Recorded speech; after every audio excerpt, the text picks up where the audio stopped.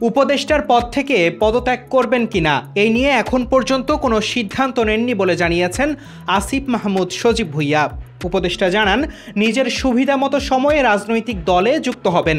এক্ষেত্রে নয়া রাজনৈতিক দল জাতীয় নাগরিক পার্টিতে যে যুক্ত হতে হবে তা কিন্তু নয়।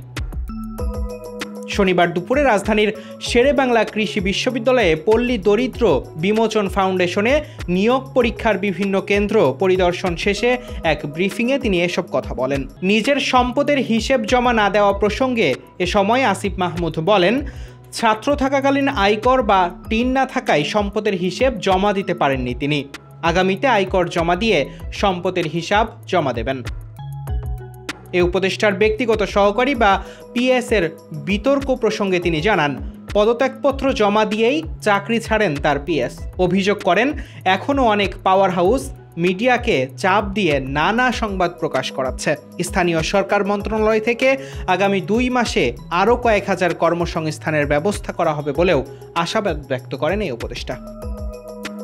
Desk report, news now 24।